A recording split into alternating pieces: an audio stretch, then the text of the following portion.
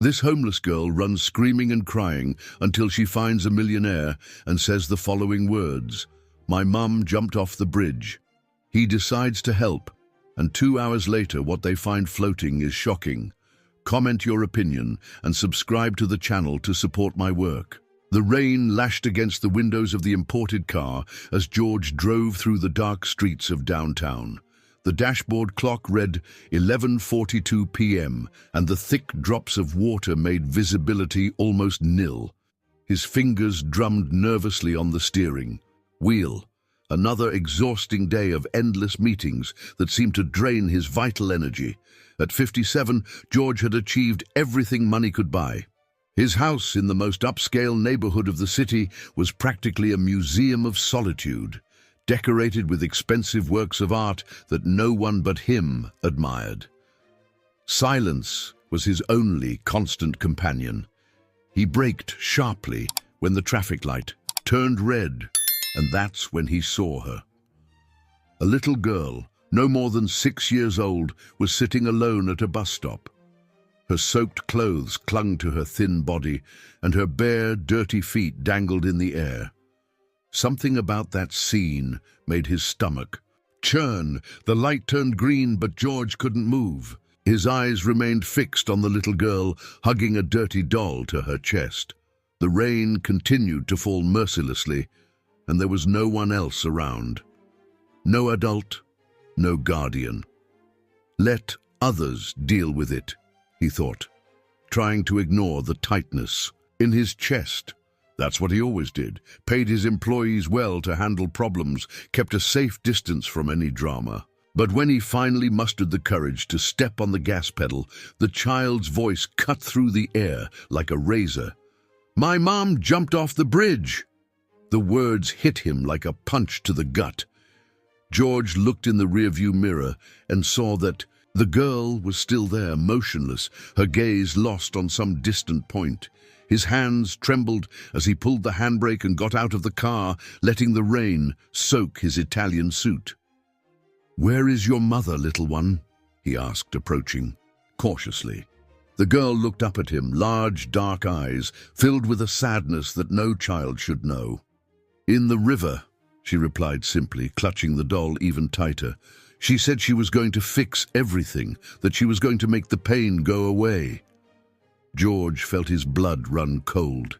He checked his watch. Almost midnight. "How long ago did she go there?" 2 hours, the girl replied, her small voice almost lost under the sound of the rain.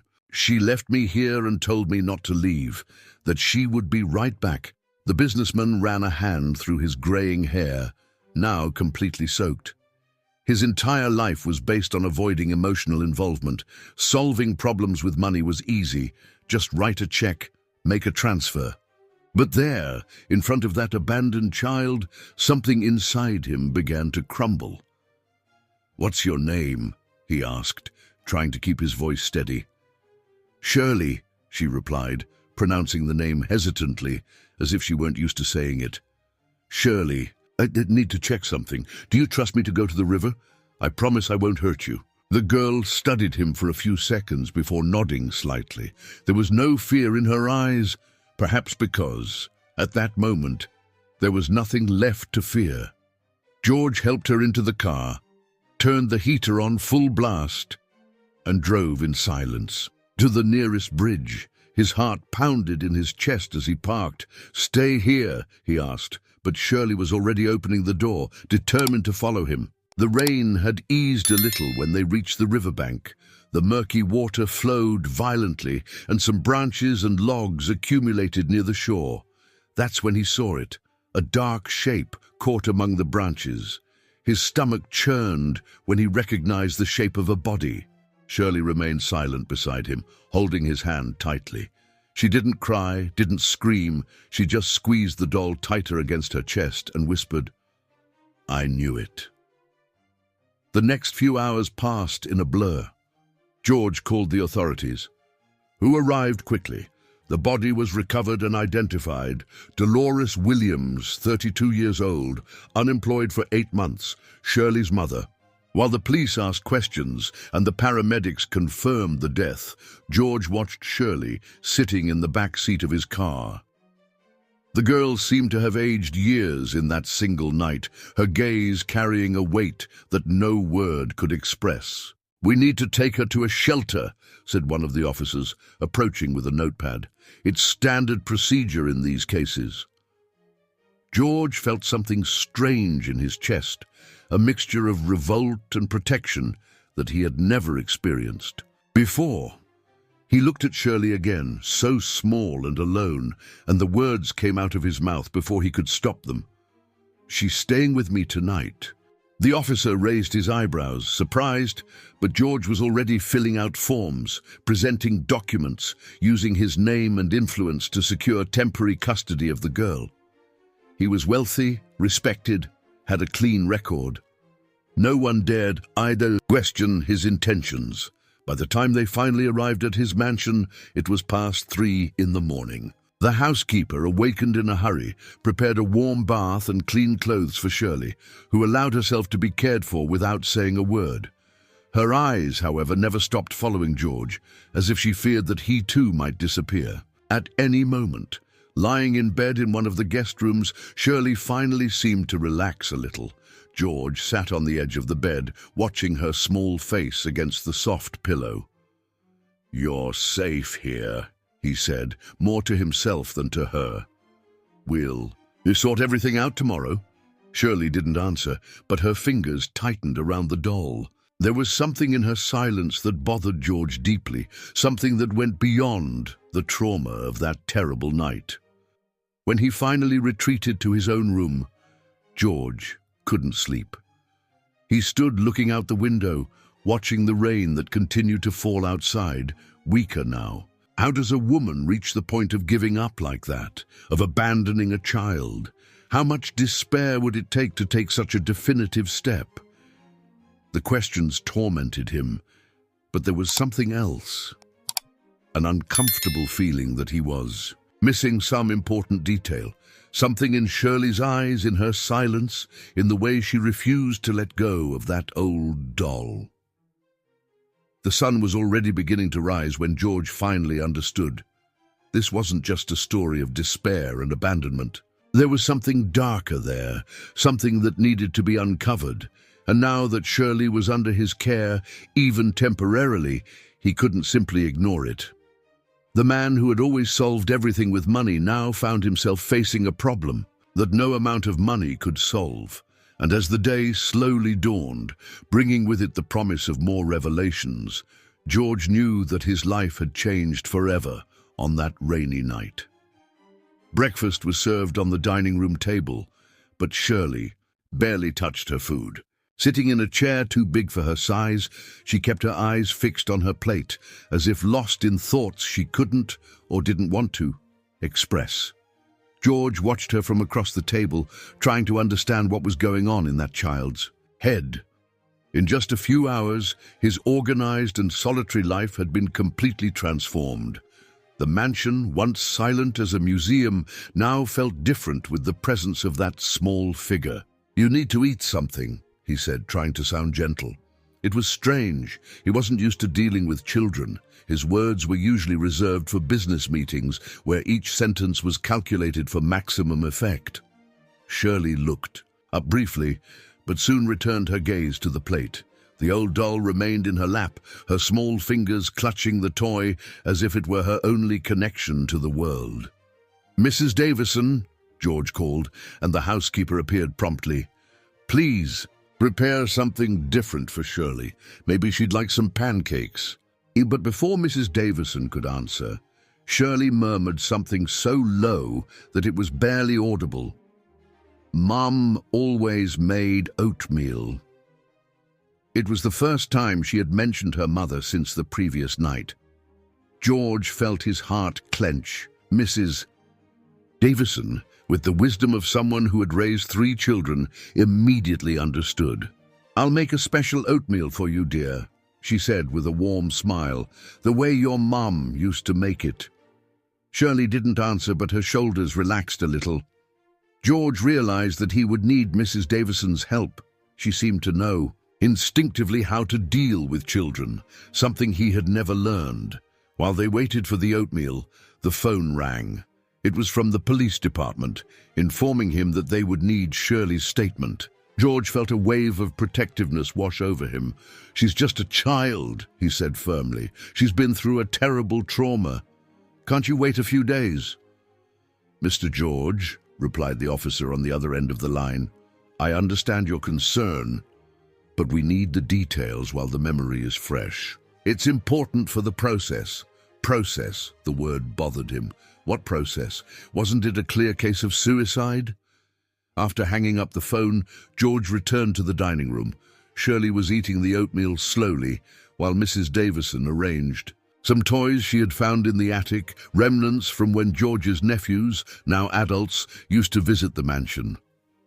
"Shirley," he began, sitting down beside her, "I need you to tell me a little about last night, about your mother." The spoon stopped halfway to her mouth. The girl's eyes filled with tears, but none fell. "She was sad," she said finally. "Very sad." "Because of unemployment?" Shirley shook her head. "Because of him." George's heart raced. "Him who, Shirley?" But the girl clammed up again, clutching the doll even tighter. Mrs. Davison, sensing the tension, intervened gently. "How about we show you your new room? We can decorate it however you like." The distraction worked, and Shirley followed the housekeeper upstairs. George stayed behind, his mind working furiously. She had mentioned him, someone who apparently had some connection to Dolores Williams's sadness. He decided he needed more information. He took the address where Shirley lived with her mother and drove there. It was a simple neighborhood on the outskirts of the city, with small townhouses and clotheslines strung between the windows. Dolores's house was the last one on the street, a narrow two-story house with peeling paint. As he approached, an elderly woman appeared in the house next door, watching him curiously. "Are you with the police?" she asked, adjusting the shawl on her shoulders. "No, ma'am. I'm taking care of Dolores Williams's daughter." The woman's eyes filled with compassion. "Oh, little Shirley. What a tragedy, my God. Dolores was a good woman, you know. Hard-working, dedicated. I can't believe she... Did you notice anything different in the last few days? Something that might indicate that she was planning..." "Planning?" The woman frowned. No. Dolores would never do that. She loved that girl too much. In fact, just the other day she was talking about a job interview. She seemed hopeful." George felt a chill run down his spine. "Are you sure? Because last night..." "Look, mister," the woman approached, lowering her voice. "There's something strange about this story. Dolores was scared, yes, but not because of money. It was because of that man." "What man?" The woman looked around, as if afraid of being overheard. "A fellow who showed up a few months ago. I'd never seen him before. Dolores acted different when he was around. More quiet, nervous, and little Shirley would hide inside the house." George felt his heart race. "Do you know his name?" "No, he never introduced himself. All I know is that he always came in a black car, one of those old ones. And Dolores, well, she even told me once that she needed to resolve a complicated situation, that she was gathering the courage to do something important." The woman's words echoed in George's mind as he returned to the car. The suicide story was beginning to crack. Dolores, apparently, had plans for the future. She was hopeful about a job interview, and there was a mysterious man, someone who caused fear in both her and Shirley. When he got home, he found Shirley in the room that Mrs. Davison had prepared for her. The housekeeper had done an incredible job in just a few hours. The previously neutral walls were now decorated with some colorful drawings, and a small collection of stuffed animals occupied a shelf. But Shirley was still holding only the old doll, sitting on the bed with her legs crossed. When she saw George, something in her eyes changed, as if she could sense that he was beginning to understand. "Shirley," he said, sitting down beside her, "can you tell me about the man in the black car?" The effect was immediate. The girl cringed, hugging the doll so tightly that her knuckles turned white. And then, in an almost inaudible whisper, she said something that made George's blood run cold. He said he would hurt Mommy if she told. At that moment, George was certain. Dolores Williams had not jumped off the bridge of her own free will. And whoever the man in the black car was, he now represented a threat not only to the past, but also to the present, and to Shirley's future. Shirley's words echoed in George's mind as he paced back and forth in his study. The rain had returned outside, beating against the windows with the same violence as the previous night. Mrs. Davison had managed to get Shirley to sleep, exhausted after a full day of tension. George looked at the clock. Almost midnight. He couldn't stop thinking about what the neighbor had said about Dolores Williams, a woman with plans, with hope for a new job. Why would someone like that commit suicide? And now, Shirley's words about the man who threatened her mother. The phone rang, making him jump. It was an unknown number. "Hello?" he answered hesitantly. Silence on the other end. Just the sound of breathing. "Who is this?" he insisted. "You shouldn't have gotten involved in this." The voice was deep, distorted. "Some doors are better left closed." Before George could respond, the call was disconnected. His hands trembled as he placed the phone back on the base. It was a clear threat. Someone didn't want him investigating Dolores's death. A noise in the hallway made him turn sharply. It was Shirley, standing at the office door, the old doll always in her arms. Her eyes were wide with fear. "Can't sleep?" he asked, trying to keep his voice calm. Shirley shook her head. "He comes in my dreams." George approached her, kneeling to be at her height. "The man in the black car?" "He hurt Mommy," she said, her voice trembling, "when she didn't do what he wanted." "What did he want her to do, Shirley?" But the girl clammed up again, hugging the doll even tighter. George noticed something different, a small tear in the back of the toy, as if something was hidden inside it. "Shirley," he said softly, "can I see your doll for a moment?" The reaction was instantaneous. Shirley took a step back, protecting the toy. "No, Mommy said not to show it to anyone." The confirmation of his suspicions made George's heart race. There was something important in that doll. Something that Dolores Williams wanted to protect. "It's okay," he assured her. "I'm not going to take it from you. I just want to help your mom." "But Mommy's gone," said Shirley, tears finally streaming down her face. "Yes, but we can find out what happened to her." "The truth, Shirley. Do you want to know the truth?" The girl hesitated, looking at the doll, and then at George. Slowly, she extended the toy to him. Carefully, George examined the small tear in the seam. Inside, there was something rigid, a thumb drive. His heart leaped. What had Dolores Williams kept there, so close to her daughter? "Shirley, did your mom say anything about this?" "She said it was important, that one day someone trustworthy would need to see it." Before George could answer, they heard a noise coming from the garden. Through the office window, they saw headlights from a car parked in front of the mansion gate. A black car, an old one. Shirley let out a low moan of fear, clinging to George's leg. He quickly picked her up, running out of the office. "Mrs. Davison," he called, and the housekeeper appeared immediately, still dressed despite the hour.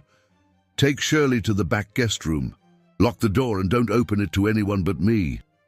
As Mrs. Davison carried Shirley, who was still clutching the doll tightly, George went to his bedroom. In a safe, behind a painting, he stored the thumb drive he had found. Whatever was happening, that small piece of technology seemed to be the key to everything. The sound of breaking glass downstairs made his blood run cold. Someone had entered the house. George grabbed his cell phone, quickly dialing the police while silently heading for the stairs. Halfway down, he found Robert, the night security guard, lying unconscious. Heavy footsteps echoed through the entrance hall.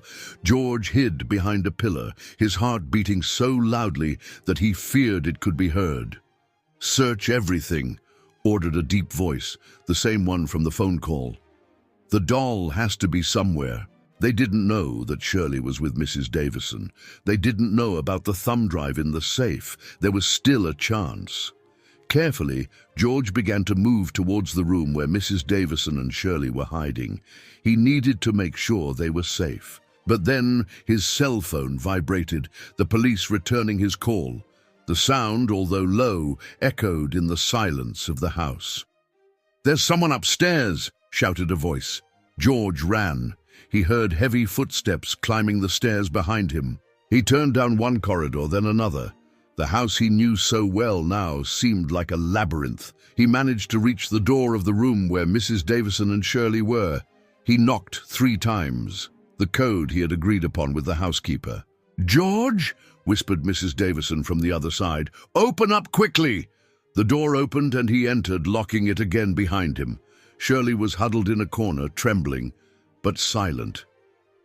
"They're looking for the doll," he whispered to Mrs. Davison. The housekeeper nodded, understanding the gravity of the situation. In her 30 years working for George, she had never seen him so scared. The footsteps were approaching. They tried all the doors in the hallway, one by one. George looked around. There was no way out. The only window faced a high wall.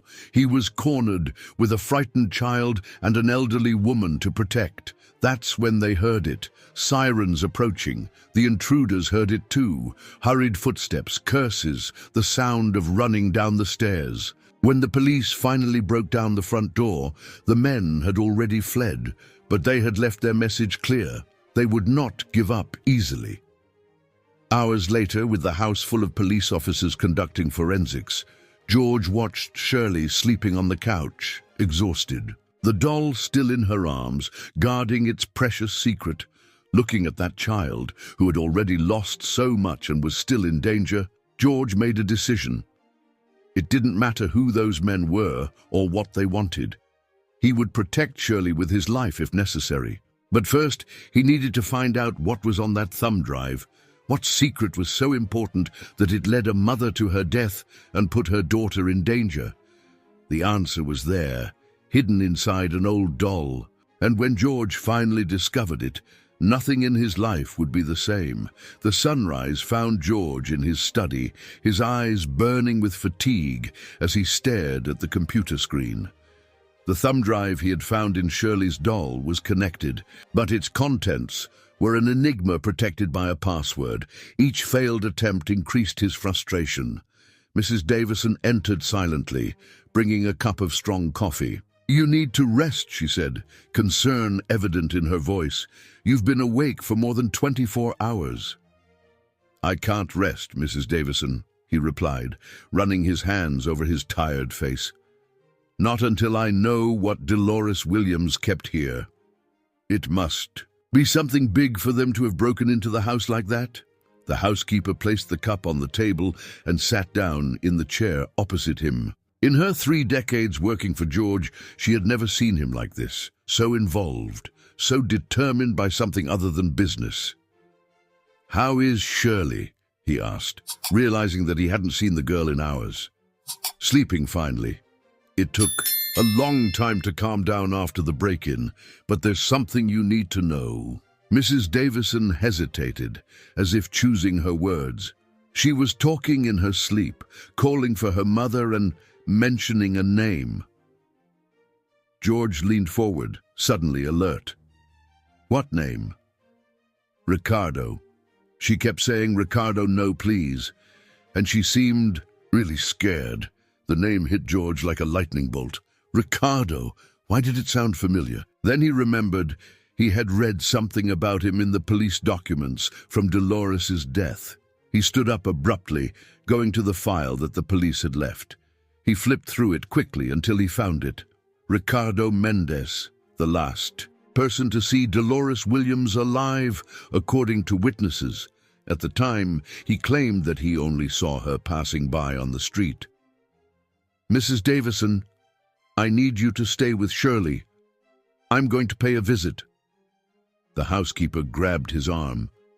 "You can't go out like this. You're exhausted." And after what happened last night, that's exactly why I need to go. Every minute that passes is a minute they have to erase evidence to cover up the truth. On the way to Ricardo's address, George couldn't stop thinking about Shirley, about her deep fear of that name. What had that man done to cause so much terror in a child? The address led him to a lower middle-class neighborhood. Ricardo's house was small but well-maintained.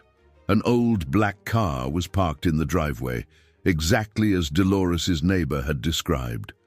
George parked across the street, observing.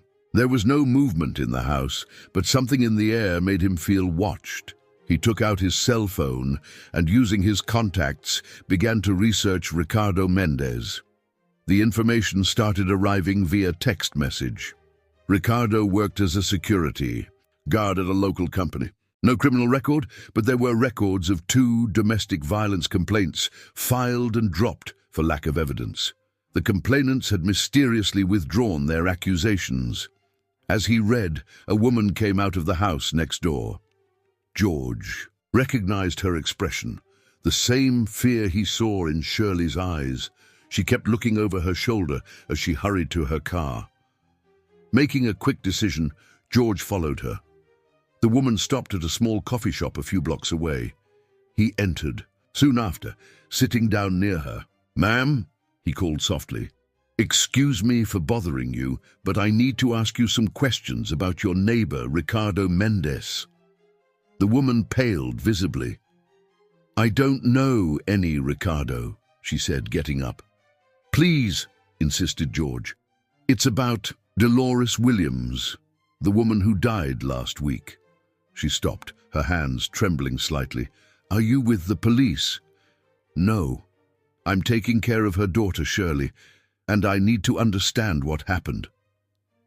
The woman looked around nervously before sitting down again. "You shouldn't get involved in this," she whispered. "Ricardo isn't the kind of person you want as an enemy." "What do you know about him and Dolores?" "Only what I heard through the walls," she replied, her voice almost inaudible. "Dolores came looking for him a few months ago. She seemed desperate. After that, he started visiting her regularly. There was always screaming." "What kind of screaming?" "He was demanding something from her, some kind of proof, documents. He said she had to cooperate, that it was for her own good and the girls."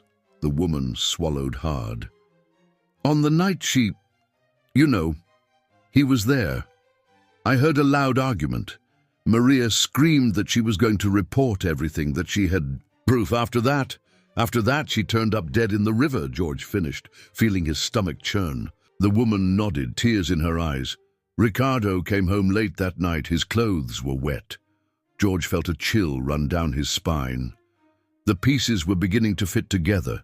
Maria had threatened to report something that was stored on the thumb drive. Ricardo had stopped her in the most definitive way possible. "Why didn't anyone report this to the police?" The woman laughed humorlessly. "Ricardo has powerful friends. People who try to report him always end up withdrawing their complaints. Or worse." "Like Maria," George murmured. "Exactly. Now please let me go. If he finds out I spoke to you..." George watched the woman hurry out of the coffee shop, constantly looking back. His phone vibrated. It was Mrs. Davison. "Mr. George," the housekeeper's voice was tense.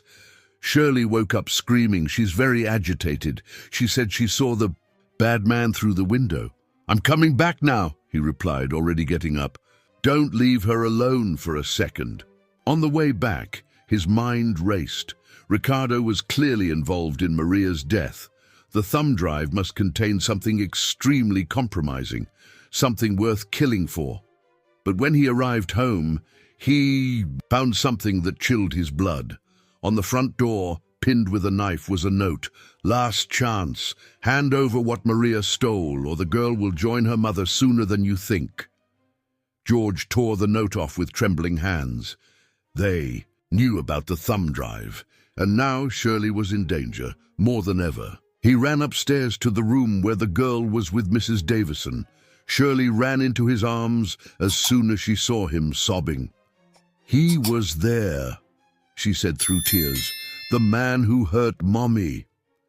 George hugged her tightly, feeling her small body tremble. He couldn't wait any longer.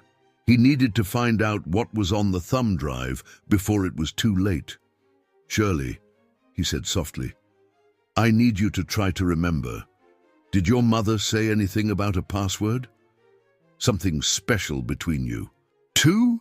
The girl sniffled, thoughtful. "She always said I was her guardian angel." "Guardian angel," repeated George, an idea forming. "When is your birthday, Shirley?" October 2nd. George ran to the study, Shirley and Mrs. Davison on his heels. At the computer he typed, "Guardian Angel 1002." The screen blinked. The thumb drive began to load its contents. "We did it," he whispered, but his joy was short-lived. Outside, they heard the unmistakable sound of a black car approaching. The contents of the thumb drive began to reveal themselves on the computer screen as the sound of the car engine approached the mansion. George quickly closed the study curtains, keeping only the dim light of the lamp on. "Mrs. Davison, take Shirley to the safe room," he whispered. Years ago, he had had a hidden room built behind the library, an extravagance that was now proving vital. The housekeeper picked up Shirley, but the girl resisted. "I don't want to leave you alone," she said, clinging to George's arm. "I'll be okay," he promised, trying to sound more confident than he felt. "I need to see what your mother left here. It may be the only chance to understand everything." Shirley hesitated for a moment, then took something out of her dress pocket, a small golden key attached to a cord. "Mommy said it was important, that one day I would understand." George took the key with trembling hands, another mystery in the midst of so many others. The sound of footsteps on the gravel in the garden brought him back to reality. "Go with Mrs. Davison now. Don't make any noise, no matter what you hear." After they left, George turned his attention back to the screen. There were dozens of files. Photos, documents, spreadsheets. He began opening them quickly, aware that his time was short. The first file was a series of photos. They showed Ricardo in meetings with men in suits, exchanging envelopes, entering and leaving suspicious establishments. Maria had clearly followed his steps for weeks, documenting every move. But it was a document in particular that made George catch his breath. It was a contract, seemingly normal at first glance, but the details revealed something much more sinister. Ricardo wasn't just a security guard. He was part of an extortion ring that preyed on vulnerable people. The scheme was elaborate in its simplicity. They identified desperate people, offered loans with impossible interest rates, and when they couldn't pay, they took everything they had. Houses, cars, even entire businesses. Maria had discovered all of this while working as a cleaner in one of the offices used by the group. Every document she found, every conversation she overheard, was carefully recorded. A sound at the study door made him freeze. Someone was trying to pick the lock. Quickly, George began copying the files to his own computer. He couldn't risk losing that evidence. The door finally gave way. Ricardo entered, followed by two men. Even in the dim light, George could see the metallic glint in their hands. "Where's the girl?" Ricardo asked, his voice full of menace. "Far away from you," George replied, trying to buy time while the file transfer continued. Ricardo laughed, a humorless sound. "You don't understand what you're getting into, do you? You think you can play the hero." "I understand perfectly. You and your friends prey on desperate people. Maria discovered everything." Maria was a nosy busybody who didn't know her place. Ricardo snarled. "Like you." He gestured and the two men advanced, starting to ransack the study. George remained seated, praying they wouldn't notice the transfer still in progress on the computer. "She had a daughter," George said, his voice trembling with contained rage. "A child who is now alone in the world because of you." "Maria made her choice," Ricardo replied coldly. She could have handed over the evidence, accepted the money we offered, but no, she wanted to play the heroine. So you killed her? Ricardo shrugged as if discussing the weather. Accidents happen. People fall off bridges all the time. The transfer reached 98%. George needed to keep them distracted for a few more seconds. And now you're going to kill me too. That depends on you. Where's the thumb drive? And 99%. George took a deep breath. Why do you care? What's so important on it besides what we already know?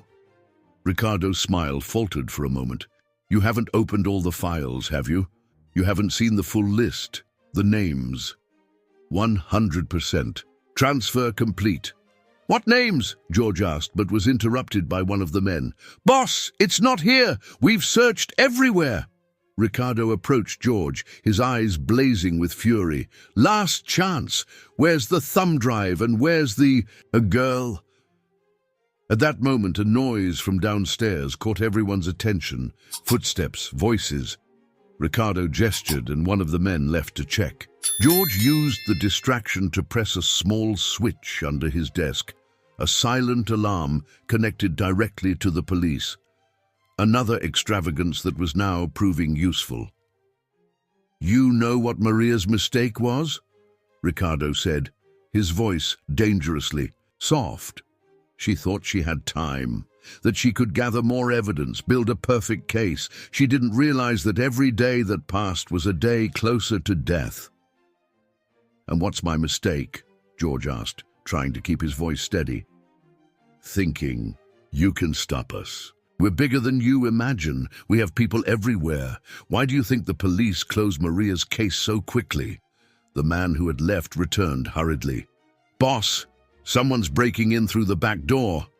Ricardo cursed under his breath. Find them and take care of whoever it is. But before they could move, the study light flicked on. In the doorway stood Mrs. Davison, holding an old shotgun that George didn't even know existed in his house. Gentlemen, you were just leaving, weren't you? She said, her voice calm but firm. Ricardo laughed. An old woman with a shotgun. Are you serious? The sound of the gunshot echoed through the study. The vase next to Ricardo's head exploded into 1,000 pieces. The next one won't be at the vase, Mrs. Davison said, without lowering the weapon. My husband was a shooting instructor before he died. He taught me well. Sirens began to sound in the distance, approaching rapidly. Ricardo looked out the window, then at George. This isn't over, he said, backing towards the door. You have no idea what you've started. As soon as they left, Mrs. Davison ran to lock the door. George collapsed into his chair, trembling. Where's Shirley? He asked. Safe, replied Mrs. Davison. In the safe room, like you asked. George nodded, then looked at the housekeeper with new eyes. I didn't know you. There are many things you don't know about me. She smiled slightly. Just as there are many things we don't yet know about all of this. She was right. George looked at the computer, at the files he had managed to copy. Ricardo had mentioned a list of names, important people involved in the scheme. The key that Shirley had given him was still in his hand. Somehow it had to fit into this puzzle. Maria wouldn't have given it to her daughter without a reason. The sirens were closer now. Soon the police would arrive, but George knew he couldn't trust them completely, not after what Ricardo had said about having people everywhere. He looked at the photo of Maria Williams on the computer screen, a simple woman who had discovered something too big and paid with her life. Now it was up to him to continue her work, not only to do justice, but to protect Shirley. But first, he needed to discover what secret that small golden key held, and why it was so important that a mother entrusted its safekeeping to her own daughter. It took the police almost 2 hours to file the report of the break-in. George answered all the questions cautiously, mentioning only that men had broken into his house, without going into details about Ricardo or the thumb drive.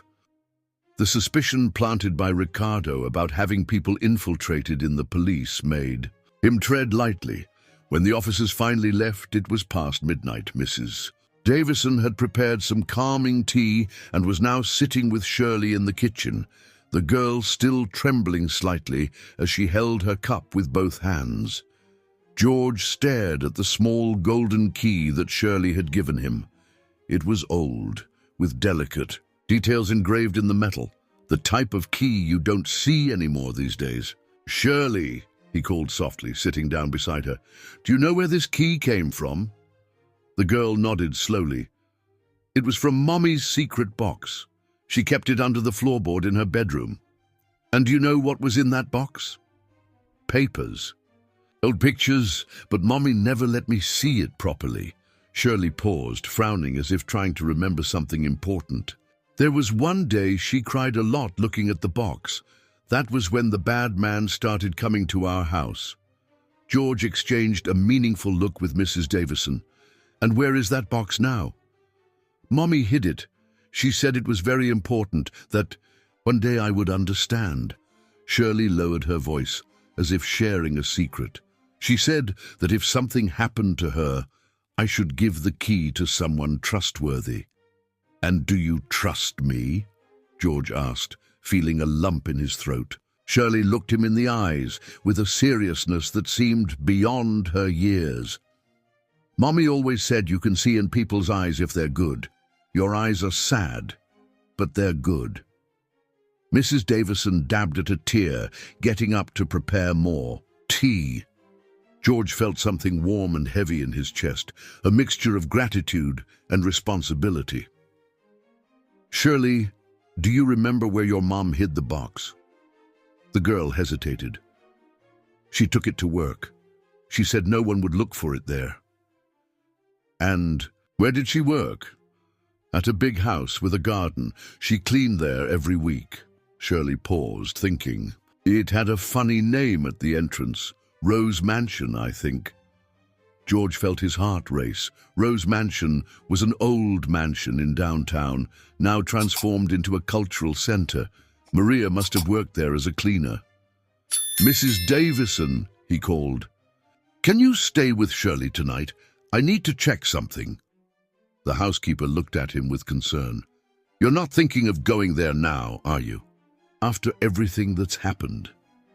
"I have to go. If Ricardo finds out about the box before us." "Then I'm going with you," declared Mrs. Davison, surprising both George and Shirley. "Mrs. Davison, I can't ask you to do that." "You're not asking, I'm telling you." She turned to Shirley. "Honey, I'm going to call Mrs. Henderson, my sister, to stay with you. She makes a delicious hot chocolate." Half an hour later, with Shirley safe under Mrs. Henderson's care, George and Mrs. Davison drove in silence through the deserted streets. Rose Mansion was a 19th century mansion with pink walls and a huge garden. During the day, a place full of life and culture. At night, it looked almost haunted. "How are we going to get in?" Mrs. Davison whispered when they parked a safe distance away. George pulled a set of keys from his pocket. "I'm one of the patrons of the cultural center. I have access." They entered through the back, using small flashlights to light the way. The place was silent except for the occasional creak of the old wooden floor. "If I were Maria," George murmured, "where would I hide something important?" "In the service area," Mrs. Davison replied promptly. "That's where the employees keep their belongings, where they change. No one important goes there." They followed the corridor until they found a simple door with the sign "Employees Only." Inside there were lockers, cleaning supplies, and a small break room. "There," Mrs. Davison pointed to a particularly old locker. "That one hasn't been used in years. It's jammed." George examined the cabinet. In the lower corner there was a small lock, exactly the size of the key that Shirley had given him. With trembling hands, he inserted the key. It turned smoothly, as if it had been used recently. Inside the locker, behind empty boxes and old cloths, was a metal box, the kind used to store important documents. "We've found it," he whispered, taking the box. But before they could open it, they heard a noise coming from the hallway. Footsteps. Mrs. Davison quickly turned off her flashlight, pulling George behind a bookshelf. The footsteps were approaching. The door opened slowly. A beam of light cut through the darkness.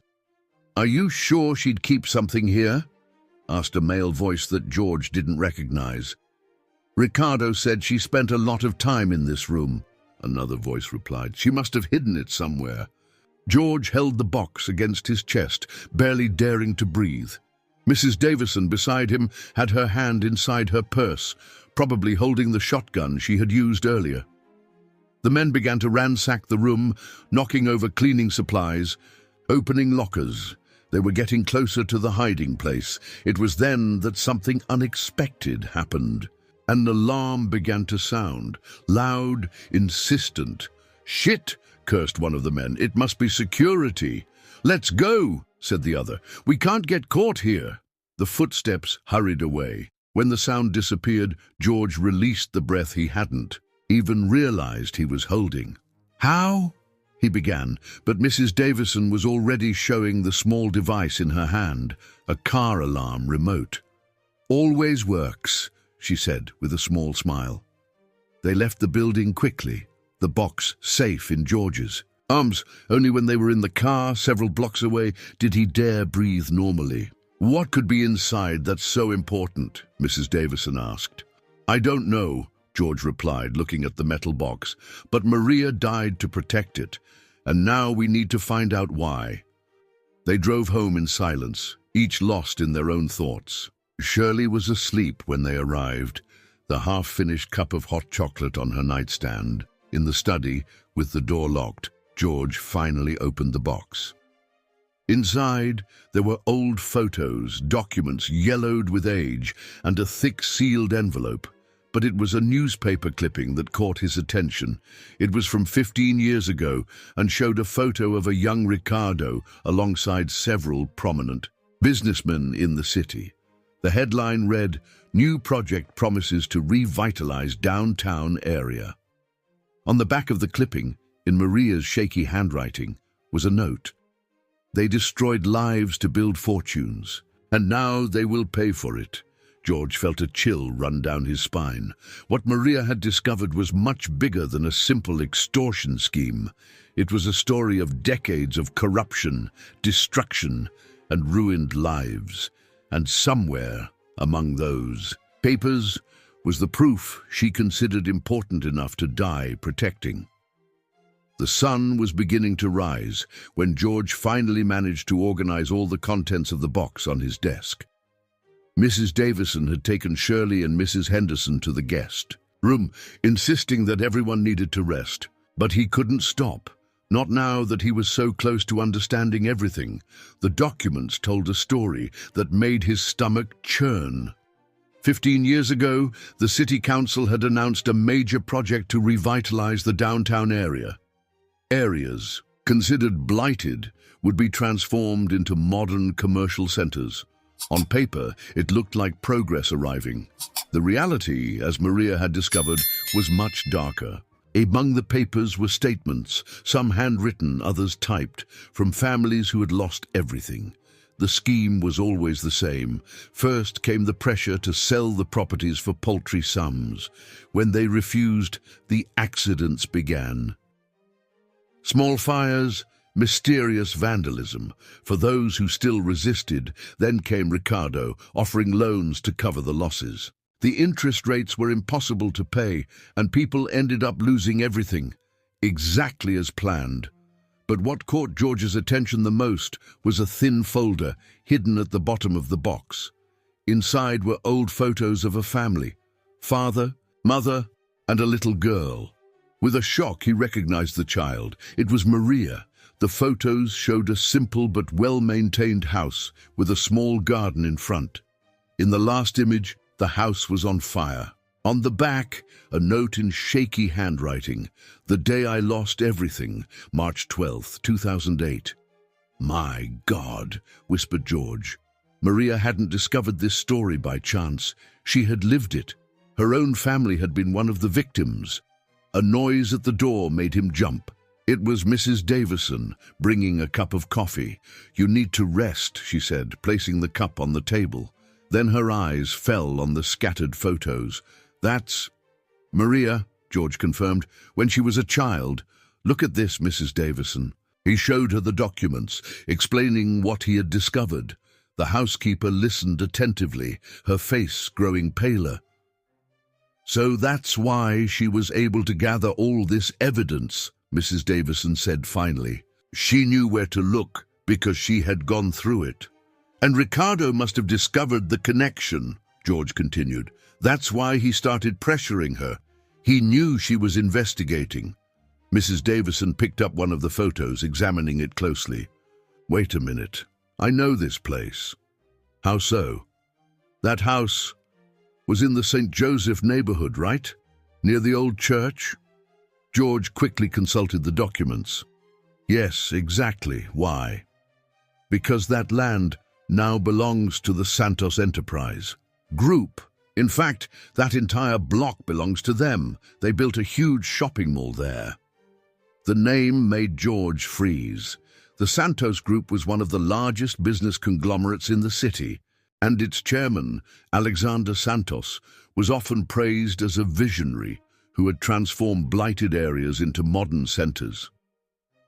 "Mrs. Davison," he said slowly, "do you remember that news report that Maria kept?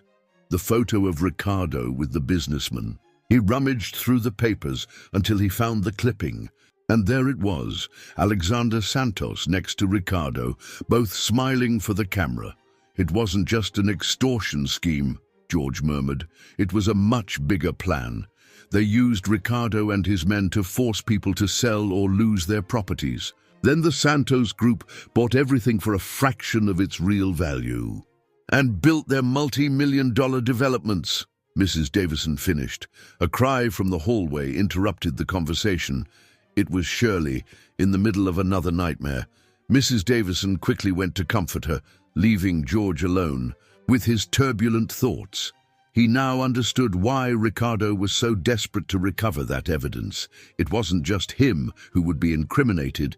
It was a whole group of powerful people. Shirley returned with Mrs. Davison a few minutes later, her eyes red from crying. Seeing the photos on the table, she stopped abruptly. "That's Mommy," she said, picking up one of the photographs. "She showed it to me once. She said it was from when she was little like me." George knelt beside her. "Shirley, did your mom ever talk about this house? About what happened to it?" The girl frowned, thoughtful. "She said it was our special house, that one day we'd have one just like it." Her eyes filled with tears. "But then the bad men came and burned everything." "What bad men, honey? I don't really know. But Mommy got really sad when she saw Ricardo at our house. She said he was like the men who hurt Grandpa." George felt his heart clench. "What happened? To your grandfather, Shirley?" "He got sick after we lost the house. Mommy said he died of sadness." Mrs. Davison let out a sob, hugging Shirley. George stood up, his mind working furiously. Maria hadn't just discovered a criminal scheme. She had dedicated her life to exposing the people who had destroyed her family. She had gathered evidence meticulously, waiting for the right moment to reveal everything. But then Ricardo recognized her, and the tragic past repeated itself, this time costing Maria her life and leaving Shirley an orphan. The sound of a car braking sharply on the street made him run to the window. It was a black car, but not Ricardo's. This one was much more luxurious. A man got out of the vehicle, adjusting his expensive suit. Even from a distance, George recognized him immediately from the newspapers and magazines. Alexander Santos. "Mrs. Davison," he called urgently, "take Shirley to the safe room, now." "What is it?" asked the housekeeper, already picking up the girl. "Ricardo's boss is here, and something tells me he didn't come for a social visit." As Mrs. Davison and Shirley headed to the hiding place, George quickly stored the most important documents in the safe. He left only a few old photos on the table, nothing that could incriminate anyone. The doorbell rang. Taking a deep breath, he went to answer it. Alexander Santos was even more imposing in person. Tall, with perfectly coiffed grey hair, he had the kind of presence that usually intimidated people. "Mr. George," he said with a smile that didn't reach his eyes, "I hope I'm not intruding so early. May we talk?" It was a request that sounded like an order. George stepped aside, allowing him to enter. What happened in the next few minutes could change everything, and this time George knew there would be no turning back. Alexander Santos examined George's study with the critical eye of someone accustomed to evaluating properties.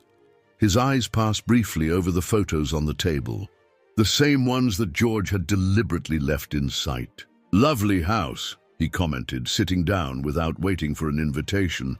"I've always admired well-preserved old properties.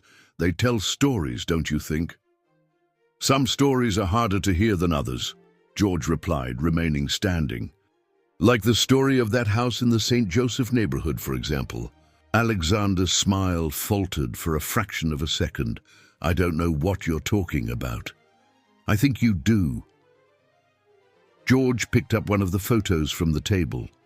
Maria's house before the fire. "This land is now part of your commercial empire, isn't it? Along with dozens of others that were acquired in a similar way." Alexander studied the photo with a neutral expression. "Oh, now I understand. You've been talking to Ricardo. He's always been unstable, making up conspiracy theories, inventing stories. It wasn't stories that killed Dolores Williams." The businessman sighed, like a teacher tired of explaining something obvious.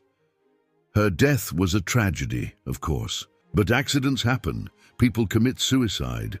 It's sad, but it's part of life. And what about when those people leave behind evidence? Documents, testimonies. Documents can be forged. Testimonies can be questioned." Alexander leaned forward. "I'll be direct, Mr. George. I came to make you an offer.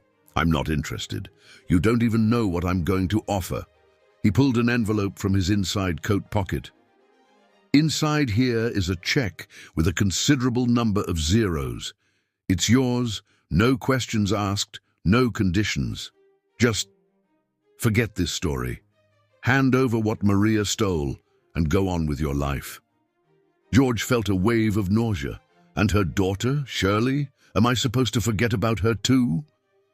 "The girl will have a bright future, I guarantee it. I can arrange an excellent school abroad, far away from here, where she can start a new life. Like Maria started after you destroyed her family?" Alexander stood up abruptly, his face losing its mask of cordiality. "Be careful with your accusations, Mr. George. You don't know who you're dealing with." "I know exactly who I'm dealing with. A man who built a fortune destroying lives, who uses people like Ricardo to do the dirty work while keeping his hands seemingly clean. And you think you can take me on? With what? Old papers? Stories from a dead cleaning lady?" He laughed, a cold and calculated sound. "Do you know how many judges I have in my pocket? How many politicians owe me favors? And how many Marias? Did you destroy to get all this power?" The question hit Alexander like a slap. For a moment, his facade of a powerful businessman cracked, revealing something much more sinister beneath. "You don't understand, do you? It's not personal. It's progress. Those people, those pathetic little houses, were obstacles. The world doesn't advance with sentimentality." "The world doesn't advance with cruelty either," George replied. "Maria understood that. That's why she gathered the evidence. That's why—" He was interrupted by a noise from upstairs. A thud, like something falling. Alexander smiled. "It seems we have company." George felt his blood run cold. How had they gotten in? The house was locked. The security system— "You didn't really think I'd come alone, did you?" Alexander adjusted his expensive tie. "While we're talking here, my men are doing a complete sweep of the house. They're very efficient. More noises, now closer. Footsteps in the hallway. "Where's the girl, Mr. George? Where did you hide her?" "Out of your reach." Alexander shook his head, almost with pity. "Nothing is out of my reach. Nothing." He walked to the window, observing the garden. "You know what Maria's mistake was? Thinking she could face me alone, that her evidence meant something against my power. And what's my mistake? Thinking you can protect that girl, that you can achieve justice." He turned, his eyes hard as stones. "There is no justice, Mr. George. There is power, and I have all the power I need." The study door opened. Two men entered. They weren't the same ones who were with Ricardo the night before. These seemed more professional, more dangerous. "The house is clear, boss," one of them said, "but we found this." He held out something that made George's heart stop. The small golden key that Shirley had given him. "Interesting," Alexander murmured, taking the key. "Very interesting. Where did you find it?" "In the housekeeper's room, along with this." The man showed a folded piece of paper, one of the photos that George had stored in the safe. "Impossible," George whispered. "The safe is cracked," the man finished. "Your housekeeper has interesting talents with locks." Mrs. Davison. She must have tried to save some evidence when she realized the invasion. But where was she now? And Shirley? Alexander studied the photo with renewed interest. "You know what's most fascinating about all this? How the past always comes back. This photo was with Maria when we raided her house. She managed to save it before the fire." "You were there," George said, the realization hitting him like a punch. "It wasn't just Ricardo. You personally." "I always liked to supervise certain special projects, and that house, well, it was a symbol. We needed it for the shopping mall." He smiled, an expression that didn't reach his eyes. "Her father was stubborn until the end. Even after the fire, even after losing everything, he refused to sign the papers. So you killed him too. He died of natural causes. Sadness, they say. How convenient, right?" Alexander put the photo in his pocket. "Now where's the girl? And don't lie, my men haven't finished searching yet." As if to confirm his words, more noises echoed through the house. They were ransacking everything methodically. George remained silent, praying that the safe room was truly safe, that Mrs. Davison had managed to keep Shirley safe. "You know what's ironic?" Alexander continued, sitting back down. "Maria probably thought she was protecting her daughter by keeping all that evidence, that one day she could use it to bring us down, to achieve justice." He laughed. "But she only managed to condemn her to the same fate as her. I won't let you hurt Shirley. I don't need to hurt anyone. I just need the evidence, all the documents, all the photos, and of course that interesting thumb drive that Maria stole from Ricardo's office." George felt his blood run cold. How did he know about the thumb drive? "Ah, yes," Alexander smiled, noticing his surprise. "I know everything. Ricardo is careless sometimes. He let Maria get too close, but now we can correct that mistake." A muffled scream from upstairs made George take a step towards the door, but Alexander's men stopped him. "It seems they found something," the businessman said, standing up. "Shall we see what it is?"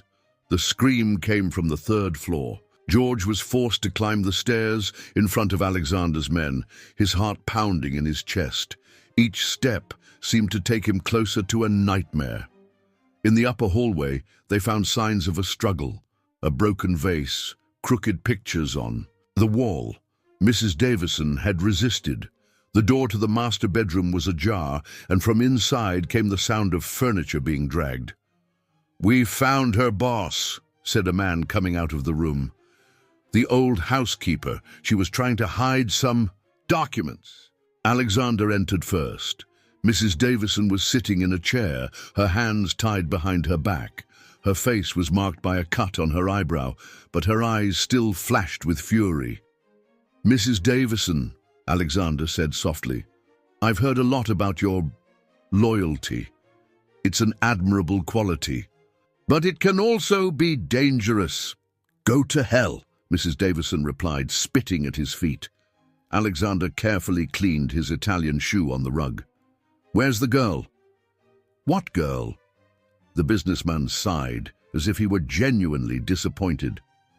Let's not do this, Mrs. Davison.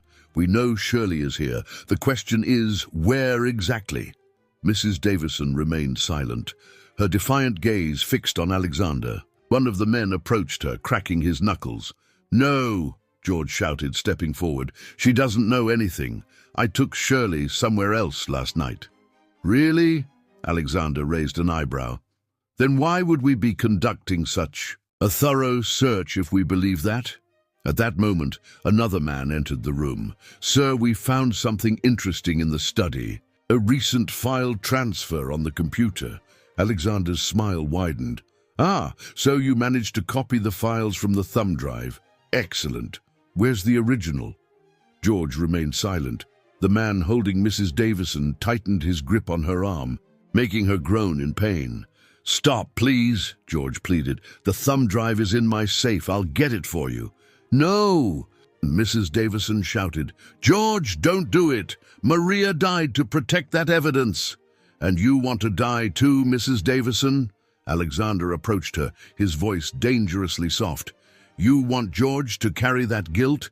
For Shirley to lose someone else she loves? The words hit Mrs. Davison like a slap. She lowered her head, silent tears streaming down her face. The safe, Alexander said, turning back to George. Now. They all descended to the study. George walked to the painting that hid the safe, feeling the weight of the gazes on his back. He turned the combination slowly, each number echoing like a death sentence. Inside the safe, in addition to the thumb drive, were documents, money, and, hidden at the bottom, Mrs. Davison's old shotgun. But he couldn't reach it without them seeing. Here it is, he said, handing the thumb drive to Alexander. The businessman examined the small device with curiosity. You know, I've always wondered what Maria found here. What secret was so important to make her risk everything? Why don't you open it and find out? Mrs. Davison challenged. Oh, we will open it, but first. Alexander gestured and his men began to ransack the study again. We need to make sure there are no more copies. George watched helplessly as they destroyed his study. Books were thrown on the floor, drawers ripped out, pictures knocked down. One of the men turned on the computer, starting to delete files. You know what's most interesting about all this? Alexander continued, playing with the thumb drive between his fingers. How people always think they can change the world with the truth. Maria believed that. You believe that too, don't you, George? The truth always comes out, he replied, one way or another. Alexander laughed. The truth is whatever I say. It is. It's always been that way. When we're done here, the story will be that you, a troubled businessman, went crazy, attacked your housekeeper, kidnapped a child. No one will believe that, won't they? Alexander took out his cell phone, showing several news articles open. Just look, it's already starting. Rumors about your erratic behavior, concerns about your mental health. It's amazing how fast news spreads these days. George felt his stomach sink. In just a few hours, Alexander had already begun building the narrative that would destroy him. Boss, one of the men called, there's something strange here. He pointed to a wall where one of the paintings had been removed. There was a slight difference in the texture of the wallpaper.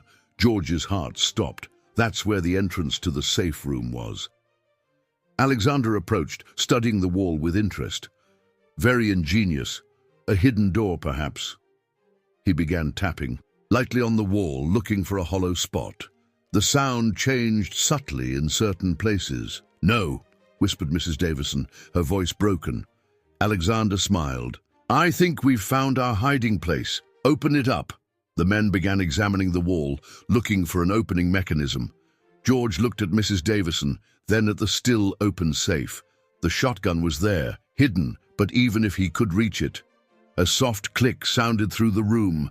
They had found the hidden button. The wall began to move slowly, revealing a dark corridor. And at the end of it, huddled against the wall, was Shirley. The girl didn't scream, didn't cry. She just stood, there clutching her old doll, her eyes fixed on Alexander. And there was something in that look. It wasn't fear, it was recognition. "You," she said softly. "You were there when they hurt Grandpa." Alexander paused for a moment, clearly surprised. Then his face transformed into a mask of cruelty. "Bring her here." Time seemed to freeze at that moment. George watched, helpless, as one of Alexander's men entered the dark corridor to retrieve Shirley. The girl didn't resist. She just continued staring at Alexander, as if she were seeing a ghost from her past. "Interesting," Alexander murmured, studying Shirley with curiosity when they brought her into the light. "You have the same expression as your mother, that same stubborn, defiant look." "Mommy said I should never be afraid of bad people," Shirley replied, her voice small but firm. "Because they only have power when we're afraid." Alexander laughed, but there was something forced in his laughter. "Your mother always had a way with words. Until the end, she didn't stop talking, threatening. That's why you killed her." Mrs. Davison asked, her voice filled with contempt. "Me? No, Mrs. Davison. I never get my hands dirty." He adjusted his expensive tie. "Maria made her own decisions, like her father before, like everyone who tries to stand in the way of progress." Shirley squeezed the doll tighter against her chest. "Grandpa didn't do anything wrong. He just didn't want to give up our house." "Your house?" Alexander approached her, his voice falsely gentle. "That land was worth much more than an old house. Your grandfather could have accepted our offer, had a comfortable life. But no, he preferred to play the hero." "Like her mother," one of the men finished laughing. George took a step towards Shirley, but was restrained. His gaze met Mrs. Davison's. The housekeeper seemed to be trying to tell him something with her eyes, but he couldn't understand what. "Now," Alexander continued, "let's settle this once and for all. Where are the other documents that your mother kept, Shirley?" The girl didn't answer. Her fingers tightened around something in the doll, a movement so subtle that it almost went unnoticed, almost. "The doll," Alexander said softly. "Of course, it was always the doll, wasn't it? First the thumb drive, now what else did your mother hide in there?" He gestured and one of the men moved to take the toy. But before he could reach it, something extraordinary happened. Mrs. Davison, whom everyone had forgotten for a moment, threw herself backwards with all her force. The chair she was tied to broke, and in the confusion that followed, she managed to reach the still open safe. "Everyone freeze!" she shouted. The old shotgun pointed at Alexander. "Shirley, come here!"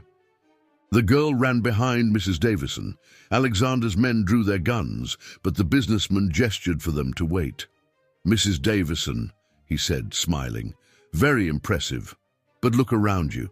There are 5 of us against 2, and one of the 2 is a child. How do you expect to get out of this situation?" "I don't," Mrs. Davison replied, her voice firm despite her injured hands. "I just want Shirley to get out of here safely. The rest, well, I always knew this day might come." George felt his heart clench. Mrs. Davison was preparing to sacrifice her own life to save Shirley.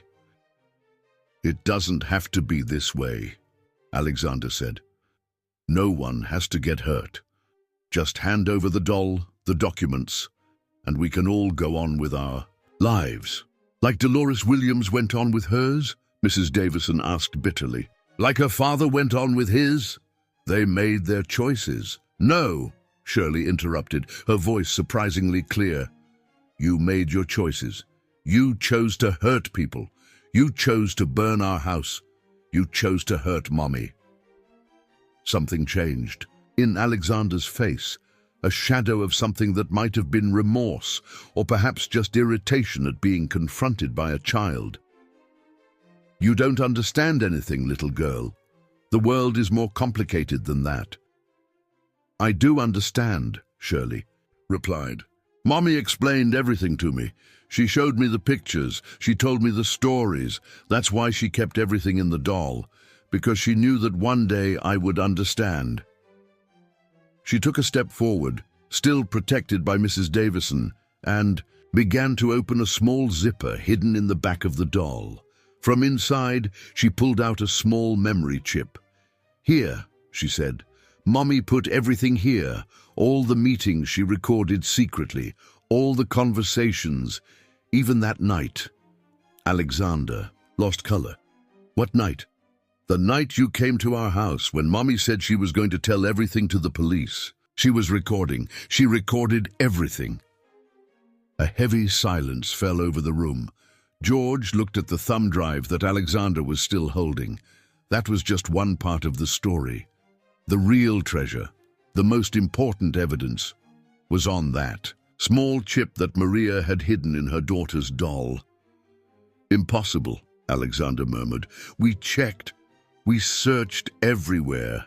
"Mommy was smarter than you," Shirley said. "She knew you'd look everywhere except in a child's old doll." Mrs. Davison smiled, proud. "Dolores thought of everything. Even at the end, she was one step ahead." Alexander seemed to have aged 10 years in a few minutes. His empire, his reputation, everything was threatened by a small memory chip in the hands of a child. "How much?" he asked finally. "How much do you want for it?" "It's not about money," Shirley replied. "Mommy said that some things are more important than money, like justice." "Justice?" Alexander laughed bitterly. "And what do you know about justice? You're just a kid." "I know that justice is like a light," Shirley said, clearly repeating words she had heard from her mother.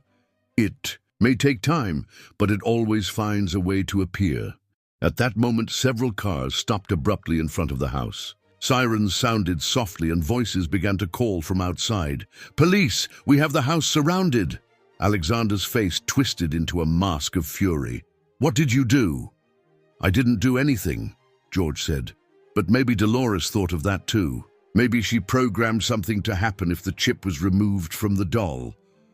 It was a bluff, of course, but by the panicked look on Alexander's face, it had worked. "It's over," Mrs. Davison said softly, lowering the shotgun. "It's finally over." Alexander looked at his men, then at the door, then at the chip in Shirley's hands.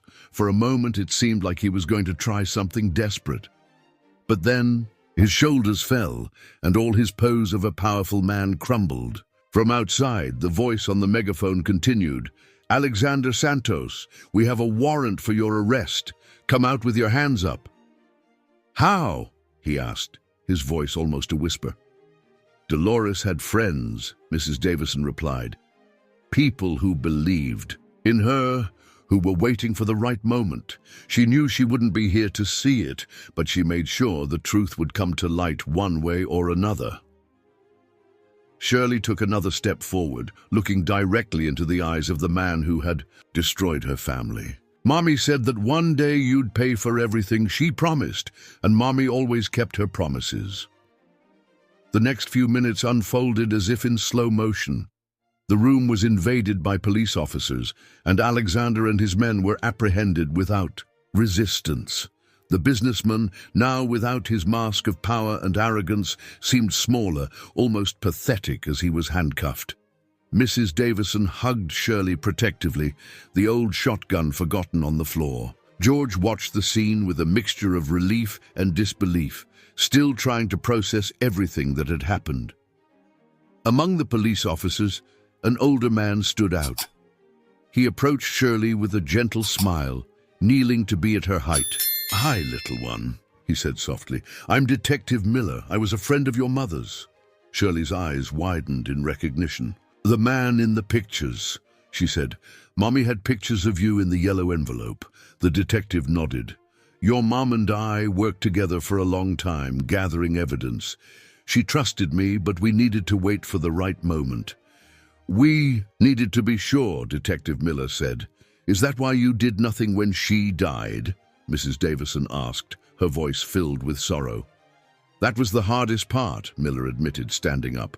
Having to pretend we believed the suicide story, letting the case be closed. But Dolores had made us promise. She knew that if we acted too soon, Alexander would destroy all the evidence. George stepped forward. So you knew all this time? Not everything, the detective replied.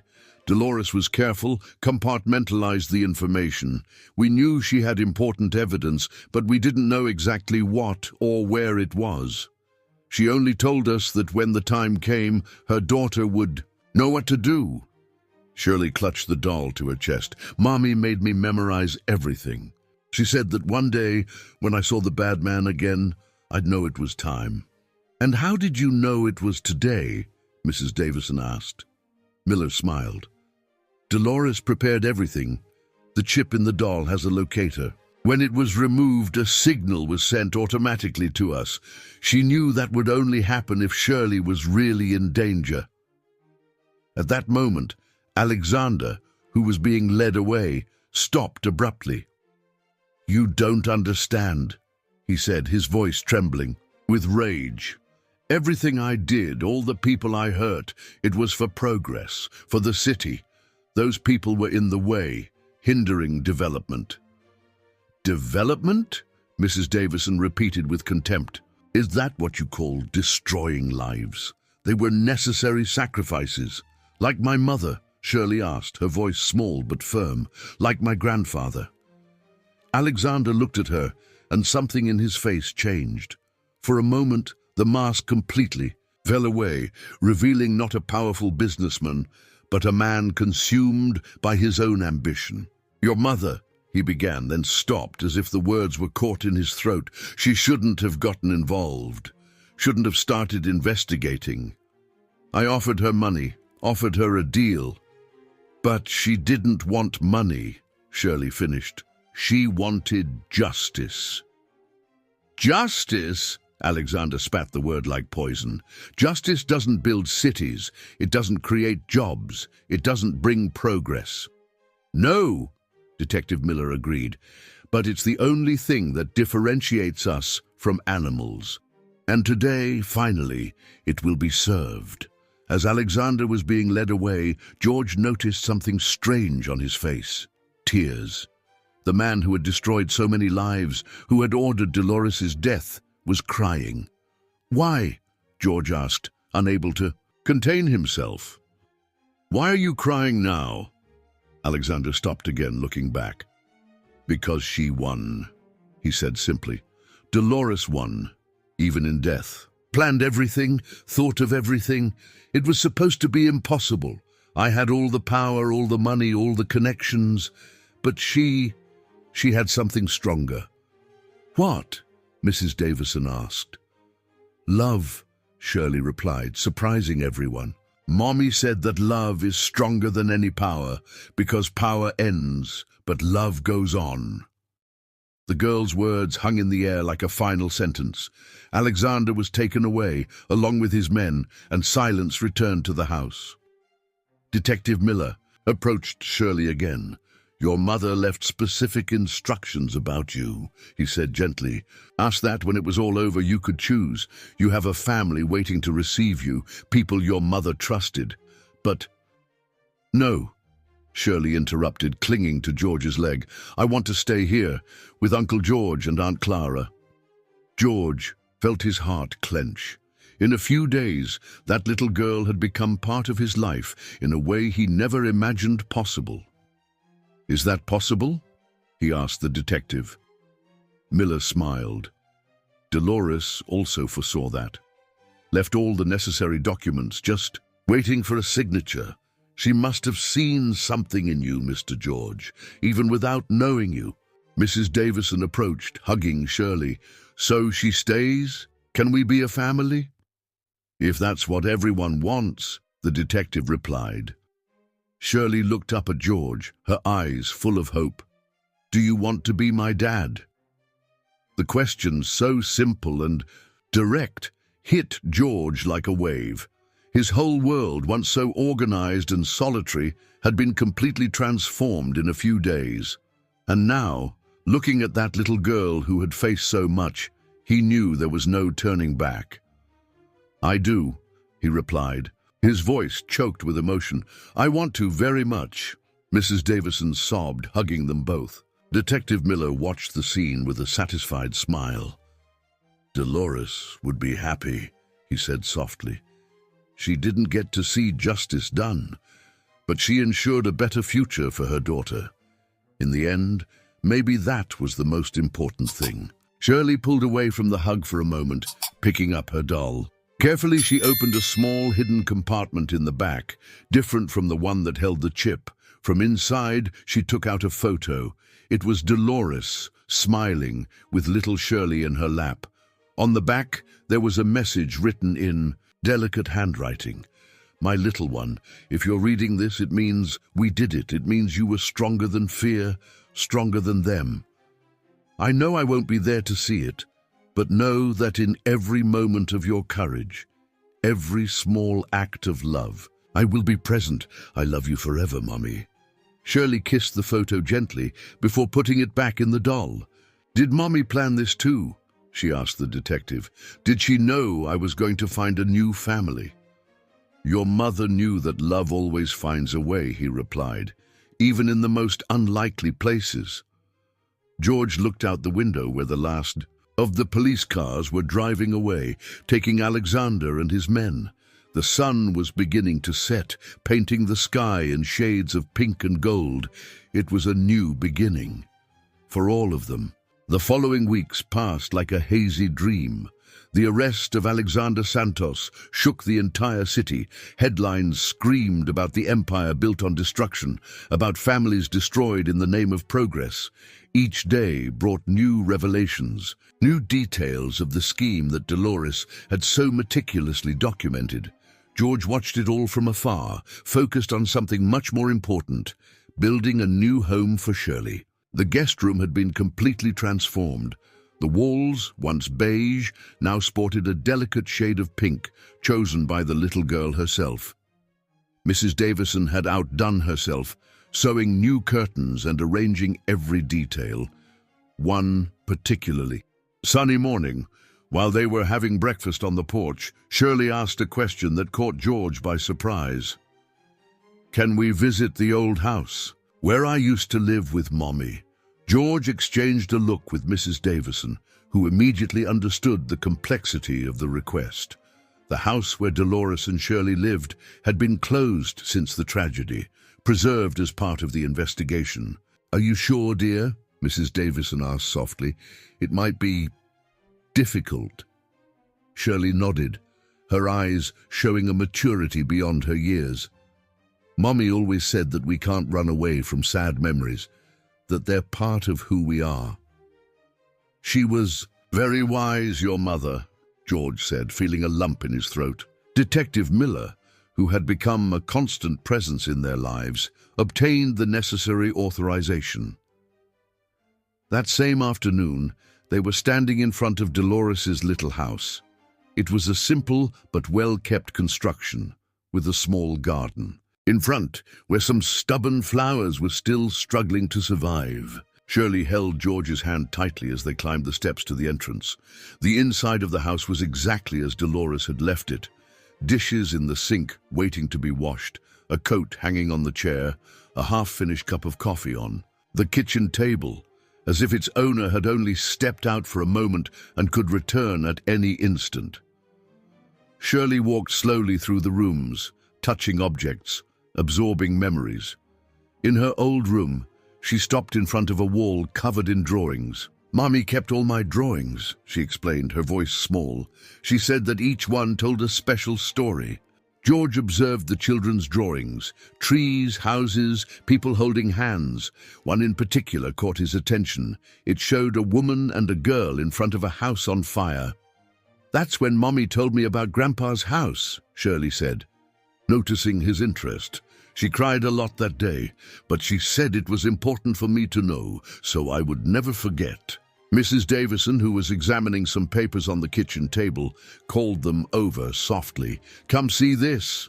It was a notebook, the kind used for daily notes. The last entry was from the night Dolores died. "My little Shirley, I know what I'm about to do is dangerous. Alexander and his men are getting closer and closer, more and more threatening. But I can't back down now, not after everything I've discovered, all the lives they've destroyed. If you are reading this, it probably means that I didn't get to see this day come. But I want you to know that every decision I made, every risk I took, was thinking of you. In building a world where people like Alexander can no longer hurt families like ours. I left everything prepared, the evidence, the contacts, even a family to take care of you. But something tells me that fate may have other plans. Trust your heart, my little one. It will always know the way. And remember, the love I feel for you is greater than any distance, stronger than any absence. It's in every sunrise, in every flower that blooms, in every moment of courage that you will have. I love you forever, Mommy. Shirley took the notebook with trembling hands, hugging it to her chest. Thick tears streamed down her face, but there was a small smile on her lips. "She knew," she whispered. "She knew I was going to find you." George knelt beside her, gently wiping away her tears. "Your mother never left anything to chance, did she?" "No," Shirley replied. "She said that chance is just God working discreetly." Mrs. Davison let out a soft laugh, mixed with a sob. She really did have a saying for everything. They continued exploring the house, finding small treasures, old photos, letters, newspaper clippings. In each object, in each memory, Dolores seemed more alive, more present. In her room, Shirley opened the closet and immediately her mother's. Perfume filled the air. It was a simple fragrance, of lavender but filled with memories. "Can I take some things?" she asked timidly. "Of course, dear," George replied. "Whatever you want." Shirley chose carefully. Some photos, the notebook with Dolores's notes, a scarf that still held her scent. And then, hidden at the bottom of a drawer, she found something that made her eyes shine. It was a small music box, delicately carved in wood. When she opened it, a soft melody filled the room. "Mommy played this every night before I went to sleep," Shirley said, her eyes lost in memories. "She said it was magic, that it kept the nightmares away." George felt his heart clench. How many nights since Dolores's death had Shirley woken up scared, without her magic music to comfort her? "We can play it every night now," he said softly, "to keep the nightmares away." Shirley smiled, a genuine smile that lit up her whole face. "Can we make a mommy corner in my new room, with the pictures and everything?" "Of course we can," replied Mrs. Davison, already thinking about how to organize everything. "Your mother will always be present, dear, in a different way, but always present." When they finally left the house, the sun was setting. Shirley gave one last look back, whispering something that sounded like a goodbye. But there was no sadness in her face, only acceptance, understanding. In the car, on the way home, she held the music box in her lap, occasionally opening it to listen to a few seconds of the melody. Mrs. Davison had carefully wrapped all the other objects she had chosen to take. "Uncle George," Shirley called after a few minutes of silence. "Yes, dear. Mommy was right, you know, about love being stronger than any power." "How so?"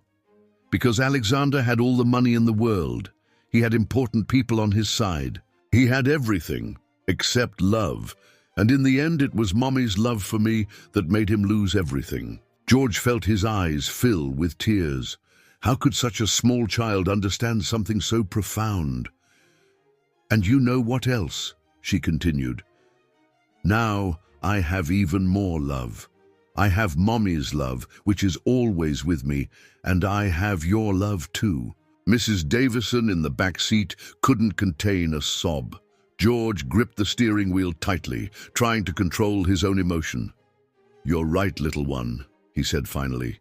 You have all our love, forever. The music box played softly, its melody mixing with the sound of the car moving. And at that moment, somehow, everyone felt that Dolores was smiling, somewhere satisfied to see that her daughter had found not only justice, but also a new home, a new beginning. The trial of Alexander Santos and his cronies began on a cold, autumn morning, 3 months after his arrest. The courtroom was packed. Families who had lost everything to the criminal scheme, journalists eager for every detail of the story, onlookers who wanted to see the downfall of one of the most powerful men in the city. George was sitting in the front row, Shirley at his side, holding his hand tightly. Mrs. Davison was on the other side of the girl, a protective arm around her shoulders. Detective Miller had insisted that their presence was important, not only for the case, but to give closure to everything they had lived through. Alexander entered the room in handcuffs, but still maintaining a haughty posture. His expensive suit and perfectly coiffed hair contrasted with the deep, dark circles under his eyes and the defeated look. As he passed them, his eyes met Shirley's for a brief moment. The girl didn't look away. She was holding her old doll in her lap, no longer hiding secrets but carrying memories. And at her side, in a small bag, was her mother's music box. The prosecutor began by presenting the evidence, hours of recordings, documents, testimonies. Dolores's voice echoed through the room at various points, through the recordings she had made secretly. Her presence seemed to hover over everyone, as a silent reminder that the truth, even when suffocated, always finds a way to surface. The prosecution called Shirley Williams to the stand, the prosecutor announced. George felt his heart clench. They had talked about it, prepared Shirley for this moment, but it was still difficult to watch that little girl walk alone to the witness stand. "Are you ready, dear?" the judge asked gently. Shirley nodded, adjusting herself in the chair that was too big for her. Her small hands still held the doll. "Can you tell us about your mother?" the prosecutor asked. "My mother was the bravest person in the world," Shirley began, her voice clear and steady. "She wasn't afraid of bad people, even when they were very powerful." "And why did she start investigating Mr. Santos?" "Because of Grandpa's house. They burned our house when Mummy was little, just like me. Grandpa didn't want to sell, so they hurt him. Mummy said that couldn't happen to other families." In the defendant's box, Alexander shifted uncomfortably. "Did your mother know she was in danger?" the prosecutor continued. "She knew," Shirley replied. "She explained everything to me. She taught me what to do if something happened to her. She made me promise I would be strong." "And you were very strong," the prosecutor said softly. "Your mother would be proud." Shirley smiled, a sad smile but full of dignity. "She is proud. She's watching everything from up in heaven." The entire courtroom seemed to hold its breath. Even the judge disguised a tear. "One more question, Shirley," the prosecutor said. "What did your mother say about justice?" "She said that justice is like a seed," Shirley replied, reciting the words as if she had heard them 1,000 times. "Sometimes it takes a while to grow, but when it grows, no one can stop it." When Shirley returned to her seat, Mrs. Davison hugged her tightly, crying. Silently, George held her small hand, feeling a pride so great that it barely fit in his chest. The trial continued with other witnesses, people who had lost their homes, remorseful employees who decided to tell the truth, even Ricardo, who had made a deal to reduce his sentence. But it was Shirley's testimony that seemed to have the greatest impact. Perhaps because through the eyes of a child, the cruelty of Alexander's scheme became even more evident. Or perhaps because she represented something that money and power couldn't buy, the truth in its purest form. During a recess, Detective Miller approached them. "How are you doing, little one?" he asked Shirley. "Good," she replied. "Mommy said it was going to be difficult, but that the truth was going to win." Miller smiled. Your mother was right about a lot of things. You know, in all my years as a police officer, I've never met anyone as determined as she was. And now I see that you're just like her. Shirley opened her bag and took something out. It was an old photo, yellowed by time. It showed Dolores, still a teenager, in front of the ruins of the burned house. Mommy kept this photo to never forget, she said. But now I don't need it anymore to remember. I have other memories, happy memories. George hugged her, feeling her small body relax against him. In the last few months, since Shirley had entered his life, his mansion, once cold and silent, had been transformed into a real home. The sound of the music box every night, the laughter during breakfast, even the moments of shared sadness, all of this had filled a void that he didn't even know existed. When the trial resumed, Alexander was called for his final testimony. The man who once controlled the city with a simple phone call now seemed small, defeated. Mr. Santos, the judge began, do you have anything to say in your defense? Alexander was silent for a long moment. Then his eyes met Shirley's again. There is no defense, he said finally, his voice almost a whisper. Dolores won. Even dead. She won. And you know why? He laughed, a bitter sound. Because she had something that I never understood, something that no money can buy. And what would that be? The judge asked. Purpose, Alexander replied. She wasn't fighting for money, for power. She was fighting for love, for her daughter's future, for justice. He lowered his head. I destroyed lives thinking I was building a legacy. But in the end, what is my legacy? Pain, destruction, and a little girl who will grow up knowing that her mother changed the world. The silence that followed his words was heavy, loaded with decades of pain and regret. Shirley opened her music box, letting the soft melody fill the air. Some people looked in her direction, surprised, but she didn't care. It was Mommy's music, she explained softly to George, to scare away the fear. The judge, after hearing all the evidence and testimonies, did not take long to deliver his sentence. Alexander and his main cronies received maximum sentences. They would have to return everything they had stolen, pay compensation to the harmed families. Justice is sometimes slow, the judge said in his final statement, but as a wise child reminded us today, it is like a seed. And this seed, watered with the sacrifice of Dolores Williams, has finally blossomed. As they left the courthouse, the sun was setting, painting the sky in shades of pink and gold. Shirley, still holding her doll and her music box, looked up and smiled. I think Mommy's happy now, she said. I'm sure she is, dear, Mrs. Davison replied, squeezing her hand. And you? George asked. Are you happy? Shirley thought for a moment, then nodded. I am, because now I have two families, one in heaven and one here on earth, and lots of love.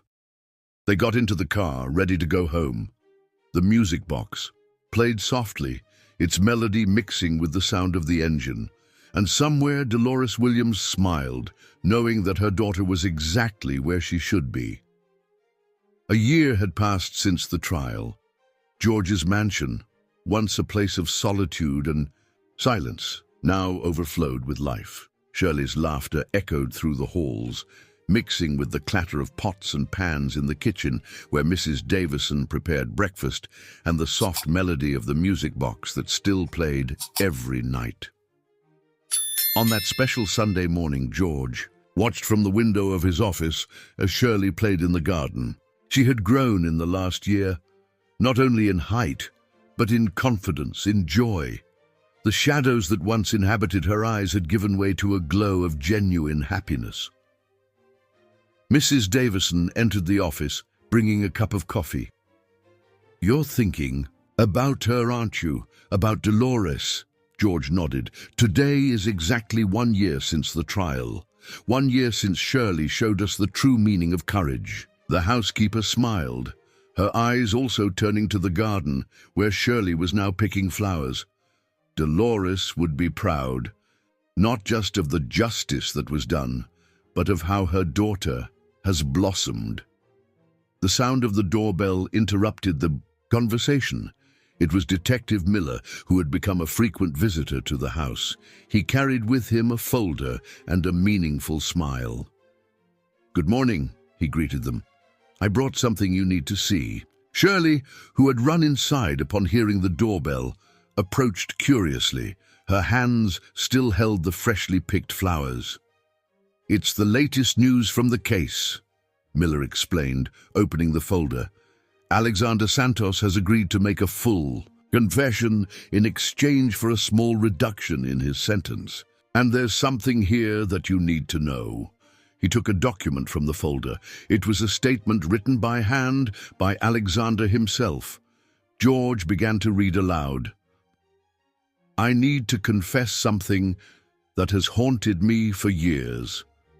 On the night that Dolores Williams died, I was there. I not only gave the order, but I wanted to see it with my own eyes. Maybe because she reminded me so much of her mother, who years before had faced my men with the same courage. Dolores did not beg for her life. Until the last moment, she maintained her dignity. Her last words were about her daughter, not a plea for mercy, but a promise. "She will finish what I started," Dolores said. "And when that day comes, you will understand that there are things stronger than money and power." At the time, I laughed at those words. How could a child defeat me? But Dolores knew something I didn't. She had planted a seed of truth so deep that not all my influence could uproot it.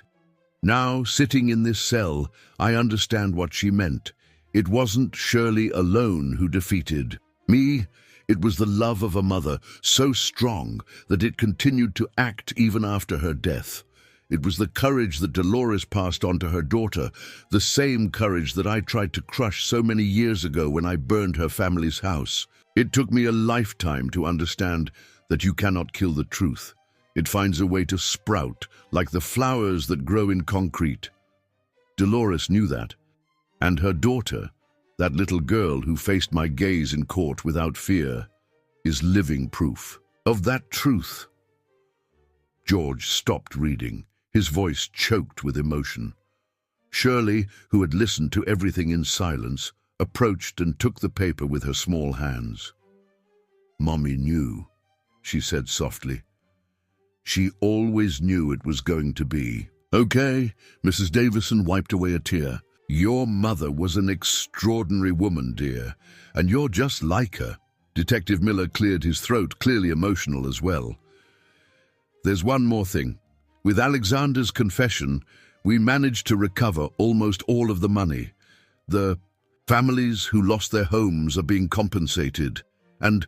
He paused, taking another document from the folder. "This is for you, Shirley."